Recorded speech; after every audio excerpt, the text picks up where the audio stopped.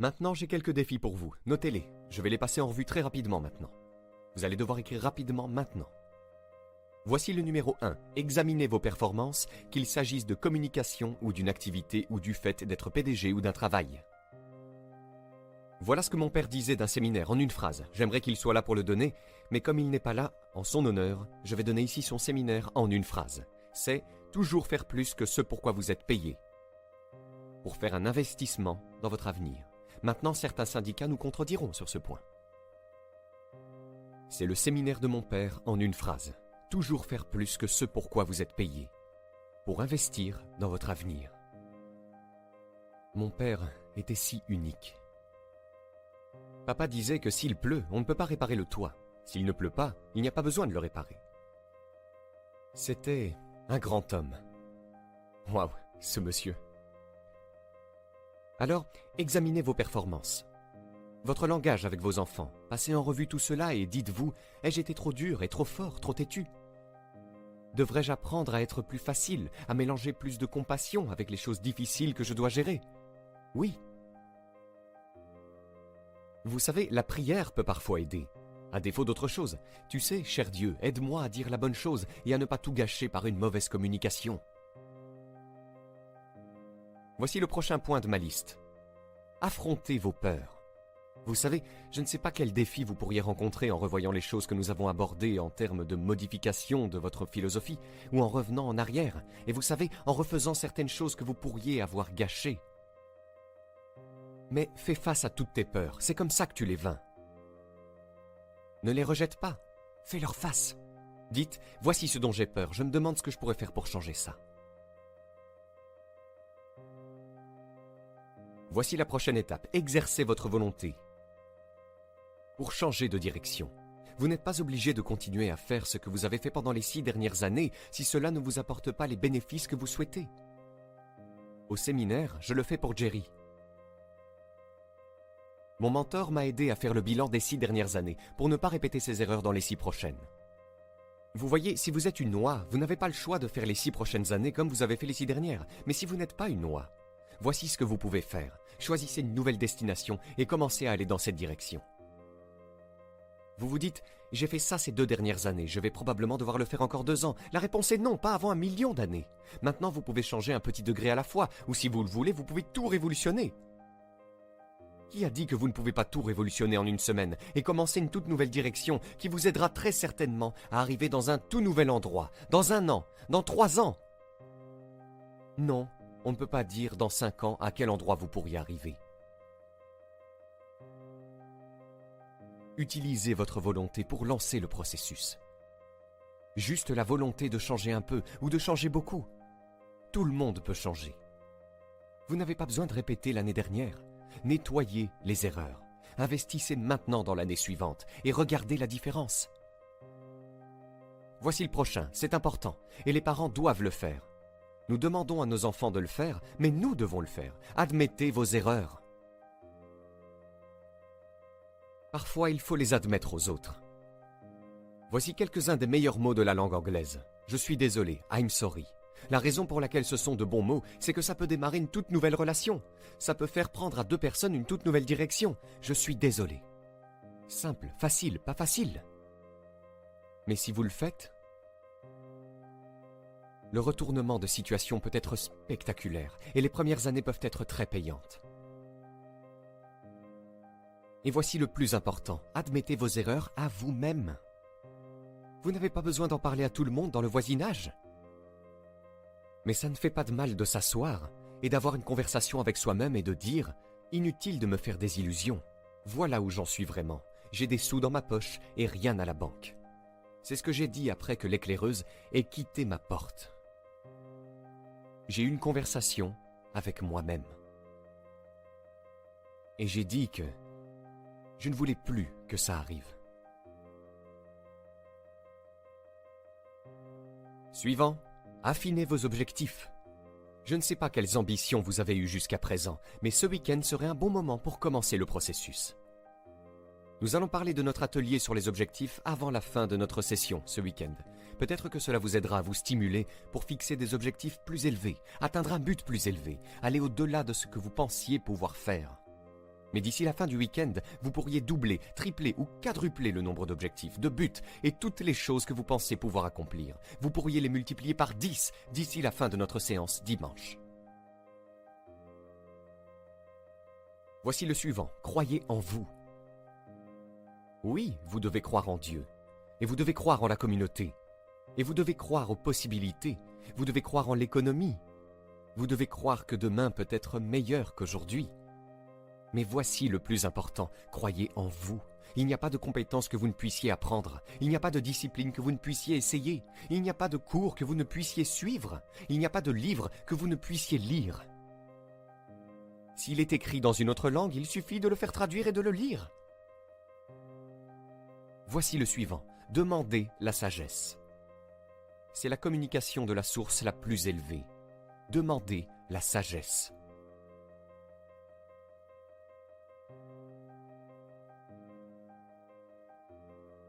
Demandez la sagesse qui crée des réponses. Demandez la sagesse qui crée la foi pour croire que les choses sont possibles. Au temps du roi Salomon, il y avait le dilemme de deux mères qui réclamaient le même bébé. Et la question était, à qui appartient ce bébé? Cette mère dit que c'est le mien. L'autre mère dit non, c'est le mien. Salomon a dit, apportez-moi le bébé. Ils ont apporté le bébé et il a levé l'épée. Il a dit que je vais couper ce bébé en deux et donner une moitié à cette mère et une moitié à cette mère. Et alors qu'il levait son épée, la vraie mère a dit en sanglotant, non, non, non, ne coupez pas le bébé en deux. Donnez-le à celle qui n'était pas la vraie mère. Salomon dit, maintenant, je sais qui est la vraie mère. Vous voyez, c'est si sage. Et le moment était si dramatique. Mais Salomon, le plus sage des sages, savait quoi faire pour régler l'affaire. Demandez la sagesse pour faire face aux défis d'aujourd'hui et de demain, pour faire face aux défis que votre famille vous apporte. Ne souhaitez pas que ce soit plus facile, mais que vous soyez meilleur. Voici le point suivant, conservez votre temps. Je dois apprendre à le faire. Combien de temps me reste-t-il? Pas une réserve illimitée. Combien de ces week-ends puis-je faire? Pas un millier. Juste quelques-uns, peut-être une poignée. Parfois on se fait avoir. Bill Bailey dit, la personne moyenne dit qu'il me reste 20 ans à vivre. Non, Bill dit, vous avez 20 fois plus de temps. Si vous allez pêcher une fois par an, vous n'avez plus que 20 fois pour aller pêcher, pas 20 ans. C'est de la supercherie, j'ai 20 ans, non, 20 fois. Tu vois, ça ramène à la réalité. 20 fois. Combien d'autres séminaires comme celui-ci? Pas un millier, quelques-uns, juste quelques-uns. Alors, est-ce que je marmonnerai et trébucherai? Est-ce que je vous donnerai moins que le meilleur de moi-même alors qu'il ne me reste plus que quelques séminaires à donner? La réponse est non, bien sûr que non. Si vous êtes une personne digne et de qualité, vous ne laisseriez pas cela se produire. Ensuite, investissez vos bénéfices. Nous allons en parler maintenant avant la fin du week-end, sur l'indépendance financière. Et je vais vous donner d'excellents conseils. Voici l'une des philosophies que M. Schoff m'a données, avec Mary Kay. Voici ce qu'il a dit. Les profits sont meilleurs que les salaires. Les salaires vous font vivre. Les profits vous font faire fortune. Mary Kay et moi sommes allés jusqu'au bout. Waouh! Pourrions-nous commencer à faire des profits tout en gagnant notre vie? La réponse est oui. Je suis devenu fou. En voici un autre point maintenant. Protégez votre famille. Les temps sont durs, même s'ils l'ont été pendant 6000 ans. À l'école, les temps sont durs. Je connais une merveilleuse mère et un merveilleux père qui ont eu 2 garçons. À l'école, ils ont pris 2 directions différentes. L'un est devenu un citoyen modèle et l'autre est allé en prison. Waouh! Protégez votre famille du mieux que vous pouvez, contre les dangers cachés, contre les méchants qui rôdent. Voici le point suivant, vivez avec intensité. Vous pourriez aussi bien monter d'un cran ou 2 après ce week-end. Pourquoi pas? Investissez plus de vous dans tout ce que vous faites. Soyez un peu plus fort, un peu plus sage. Augmentez votre contribution à la vitalité. Mettez tout ce que vous avez dans tout ce que vous faites. Et puis demandez plus de vitalité, plus de force et plus de vigueur. Plus de cœur, plus d'âme. Suivant. Trouve ta place. Ce point est très important. Si tu ne fais qu'un travail, trouve la meilleure place où tu peux bien servir. Et bien sûr, on te demandera d'occuper une meilleure place. Et si vous continuez à bien faire le travail, le gars dit « Eh bien, si j'avais un meilleur travail, je m'y mettrais vraiment. Mais si j'ai ce boulot minable, alors je ne fais que glander. » Vous voyez, c'est la philosophie du désastre. Donc vous avez un travail minable, faites de votre mieux, c'est votre meilleur moyen de vous en sortir. Il ne s'agit pas de faire moins que ce que vous pourriez faire, mais de faire du mieux que vous pouvez. Avec cette philosophie, votre vie peut faire de grands bonds en avant. Voici une phrase biblique qui dit « Si tu travailles sur tes dons, ils te feront de la place. Ils te feront une place. » Voici le point suivant. Exigez l'intégrité de vous-même. Vous ne pouvez pas exiger l'intégrité de quelqu'un d'autre. L'intégrité est comme la loyauté. Vous ne pouvez pas l'exiger de quelqu'un d'autre. Vous ne pouvez l'exiger que de vous-même. Soyez le meilleur exemple de loyauté et vous aurez des adeptes fidèles. Soyez le meilleur exemple d'intégrité et vous serez entouré de personnes intègres. Ouvrez la voie. Ensuite, accueillez les disciplines. Je ne peux pas vous donner de meilleurs conseils que celui-là, car les disciplines créent la réalité. Les disciplines construisent des ponts, construisent des villes. Les disciplines. Une activité bien disciplinée crée l'abondance, crée l'unicité et la productivité.